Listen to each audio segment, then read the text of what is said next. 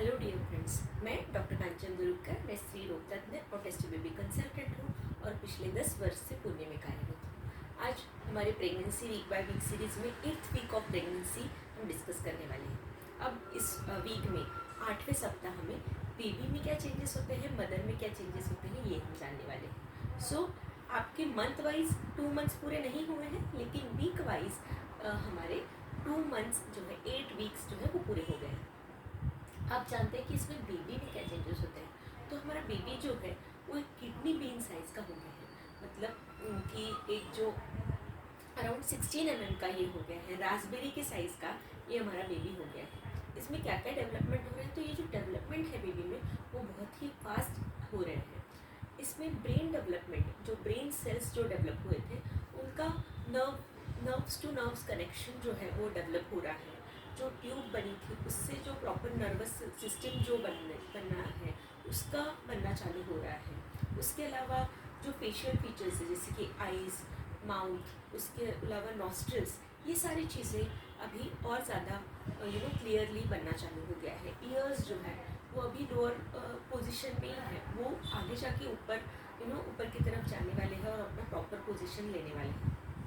इसके अलावा किडनी भी डेवलप हो रही है ताकि वो एक 2-3 वीक्स के बाद यूरिन सिक्रेशन चालू करे, तो किडनी का डेवलपमेंट हो रहा है। अम्बिलिकल कॉर्ड और प्लेसेंटा ये भी अभी मैच्योर होके दिखने लगता है हमें। और ये अम्बिलिकल कॉर्ड का काम क्या है कि न्यूट्रिएंट्स जो है और जो भी नरिशमेंट है वो मदर से बेबी को ये प्रोवाइड करता है। इंटेस्टाइन जो है वो जनरली अम्बिलिकल कॉर्ड में फॉर्म हो रहे हैं। So it is not to worry about, क्योंकि ये फिजियोलॉजी होता है। पहले जो भी आपकी अतड़ियाँ है बेबी की वो अम्बिलिकल कॉर्ड में फॉर्म होती है और आगे जाके ये जो अतड़ियाँ है वो पेट में चली जाती है। तो ये थोड़ा सा स्ट्रेंज है जानने के लिए, बट ये एक एम्ब्रियोनिक डेवलपमेंट का एक स्टेज होता है, जबकि पहले ये जो इंटेस्टाइन है वो अम्बिलिकल कॉर्ड में मतलब पेट के बाहर होती है, जिसको हम फिजियोलॉजिकल गैस्ट्रोचियासिस भी बोलते हैं। मतलब कि अतड़ियाँ पेट के बाहर होती है और बाद में ये अतड़ियाँ जो है वो पेट के अंदर चली जाती हैं और फिर प्रॉपर ये पोजीशन लेती है। अब इसके अलावा लिम्स बट जो हम बोल रहे थे उससे प्रॉपर लेग्स और आर्म्स बेबी के फॉर्म होते हैं, फिंगर्स भी फॉर्म होते हैं, लेकिन ये फिंगर्स जो है वो प्रॉपर अलग अलग नहीं होते, वो फ्यूज़ रहते हैं। आगे जाके डेवलपमेंट होते वक्त फिर वो अलग अलग होने वाली है।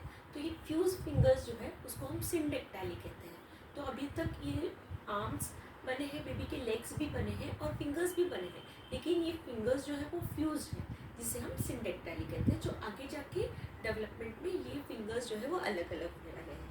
जो टेल अभी तक के नज़र आ रही थी बेबी के एम्ब्रियो में, मतलब जो टैडपोल जैसा बेबी दिख रहा था, वो अभी जो टेल जो है वो वैनिश हो जाती है। इसके अलावा बाकी का जो डेवलपमेंट है, मतलब कि हार्ट जो है वो अभी और मैच्योर हो रहा है। हार्ट बीट प्रॉपर 120 to 140 के बीच में हार्ट बीट रह रही है बेबी के। उसके अलावा लिवर, लंग्स, ये सारी चीज़ें भी अंदर डेवलप हो रही है। सो ये जो रैपिड डेवलपमेंट बेबी में हो रहा है। अब इसके अलावा जो मदर में क्या चेंजेस हो रहे हैं, तो इस दौरान मेनली हीमोडाइल्यूशन ये एक इम्पॉर्टेंट चीज़ होती है। हीमोडाइल्यूशन मतलब कि मदर में ब्लड जो है वो बढ़ रहा है। अब ब्लड में भी 2 कंपोनेंट्स रहते हैं, एक होता है रेड सेल मास और एक होता है प्लाज्मा वॉल्यूम। मतलब कि जो प्लाज्मा है और जो रेड सेल्स होती हैं, मतलब कि आपकी जो लाल रक्त पेशियाँ हैं वो, तो ये जो प्लाज्मा वॉल्यूम है वो ज़्यादा प्रमाण में बढ़ता है as compare to red cells. तो उसकी वजह से आपका जो खून है वो पतला हो जाता है, जिसे हम हीमोडाइल्यूशन कहते हैं। पर ये खून पतला होना ये आपके लिए टेंशन की बात नहीं है कि खून पतला, ये फिजियोलॉजी, आप नेचर ने ही ये मैकेनिज्म किया है। ये खून पतला इसलिए होता है ताकि आपके ब्लड से बेबी को प्रॉपर ब्लड जो है वो जा पाए और ब्लड सप्लाई बेबी को जो है वो प्रॉपर अनइंटरप्टेड रहे, इसके लिए ये हीमोडाइलेशन होता है। पर इसकी वजह से हो सकता है कि आपका थोड़ा HB जो है वो फॉल हो सकता है। अगर आपका पहले HB 12 था तो अभी 11 पे आ सकता है, क्योंकि इसमें रेड सेल वॉल्यूम जो है वो इतना नहीं बढ़ रहा है as compare to plasma volume. So लेकिन ये पॉजिटिव चेंज होता है, जिसे हम हीमोडाइल्यूशन ऑफ प्रेगनेंसी ऐसा कहते हैं। इसके अलावा इस वक्त आपको ब्रेस्ट टेंडरनेस भी एट द पीक रह सकता है, because because of again progesterone hormone और एचसीजी हार्मोन्स की वजह से। और निप्पल और एरियोला जो है उसमें निप्पल में से थोड़ा कभी कभी सिक्रीशन रह सकते हैं, थोड़ा बिकॉज ऑफ ब्रेस्ट में चेंजेस हो रहे हैं उसकी वजह से। और एरियोला जो है वो बड़ा होता है। इसके अलावा वजाइनल डिस्चार्ज थोड़ा रह सकता है, वाटरी डिस्चार्ज। ये वजाइनल डिस्चार्ज जो है वो क्यों रहता है? बिकॉज वहाँ पे ब्लड फ्लो जो है वजाइना में बढ़ रहा है, इसकी वजह से ये रहता है। अब इसके अलावा वोमिटिंग, नाउशिया ये भी रह सकता है। आपको स्मेल जो है वो ज़्यादा रह सकती है। और इसके अलावा आपको नाउशिया और कुछ खाने का मन नहीं होना, ये सारे जो नॉर्मल सिम्टम्स है ये आपको रह सकते हैं। कभी कभी ज़्यादा ही वोमिटिंग का कभी कभी कोई पेशेंट्स को हमारे सामना करना पड़ सकता है, लेकिन इसके लिए भी हम कुछ मेडिसिन आपको दे सकते हैं, एंटीएमेटिक्स आपको दे सकते हैं। और फर्स्ट 3 मंथ्स के बाद इसलिए जो तकलीफ है आपकी कम होने वाली है। काफ़ी महिलाएं जो है वो डिमोटिवेट हो जाती है कि मुझे ही इतना क्यों तकलीफ हो रहा है, इतना ज़्यादा वोमिटिंग हो रहा है कि हमें पानी भी नहीं पच रहा है। पर इसके लिए आपको डिमोटिवेट होने की ज़रूरत नहीं है। ये जो भी सिम्टम्स है ये आपके फर्स्ट 3 मंथ्स के बाद बिल्कुल कम होने वाले हैं। एचसीजी जो हार्मोन है वो आपको तकलीफ दे रहा है, लेकिन आगे जाके ये तकलीफ आपकी कम होने वाली है।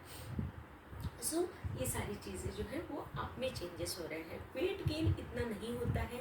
फर्स्ट 3 मंथ्स में टोटल मिला के 1 kg ही वेट गेन होने वाला है। सो 8 वीक्स होते होते भी आपका वज़न जो है नहीं भी बढ़ता है। सो आपको टेंशन लेने की ज़रूरत नहीं है। इसके अलावा क्या क्या मेडिसिन आपने लेने चाहिए, क्या क्या टेस्ट आपने कराने चाहिए।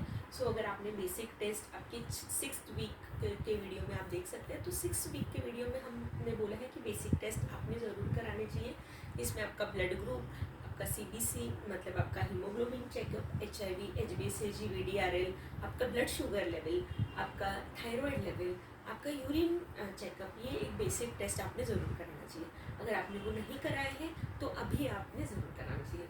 कंफर्मेशन स्कैन जो हम 6 वीक्स पे बोलते हैं, तो अगर वो नहीं कराए हैं तो आप 8 वीक्स पे स्कैन करा लीजिए, या फिर आपने 6 वीक्स पे अगर स्कैन किया है और प्रीवियसली कुछ प्रॉब्लम हुआ है तो एक 8th वीक पे भी हम स्कैन करते हैं, जिसे हम ग्रोथ स्कैन ऐसा कहते हैं। सो ये स्कैन में हमें बेबी का क्राउन रम्प लेंथ दिखता है, उसके अलावा बेबी का हार्ट बीट दिखता है, बेबी के हाथ और पैर जो बने हैं वो भी हमें प्रॉपरली इसमें दिखते हैं, बेबी का अम्बिलिकल कॉर्ड ये भी हमें सोनोग्राफी में दिखता है।